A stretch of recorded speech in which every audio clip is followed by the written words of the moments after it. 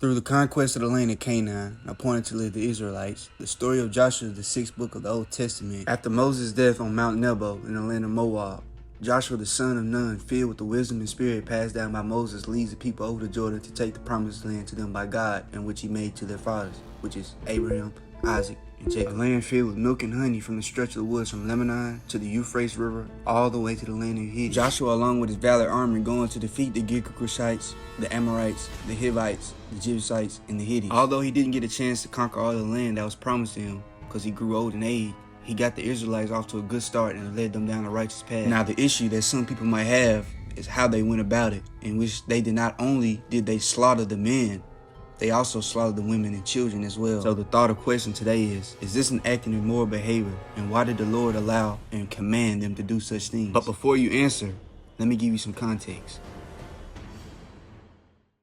Drinking blood, witchcraft, and fortune telling, incest, abominable sex practices such as men sleeping with animals and women sleeping with animals, and worst of all, sacrificing some of your children to Moloch. All those things that I just named are some of the big takeaways of what these people were doing and practicing, and so they have become unclean. So now that you have some context in hand and in mind, and you can see why things were happening that they happened and why they went about the ways that they did, you can see now that they were doing some pretty horrific things. We all can agree that the Lord would never punish anybody outside of wicked, that everybody gets what they deserve. And although you do wicked things, it's never too late to turn from your wicked ways. As we see, one of the prostitutes that lived in the land of Canaan that went by the name of Rahab actually ended up helping Joshua, and she ended up getting her life and all of her family spared because she had heard of the Lord, the God of Israel. The city that went by the name of Gibeon, one of the more powerful cities in all the land of Canaan, had also heard of what all the things that the Lord had did in Egypt.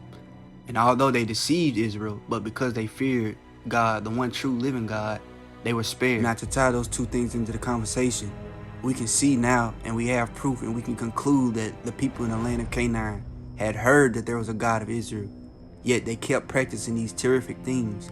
That just goes to show that they was just too far gone. One other thing that I like to address is when they took the spoil after they got done capturing these cities and destroying the people to smithereens, it was not used for their selfish desires. In fact, it was used for a good cause. There was one Israelite that tried to take spoil for his own selfish desires, but he was caught.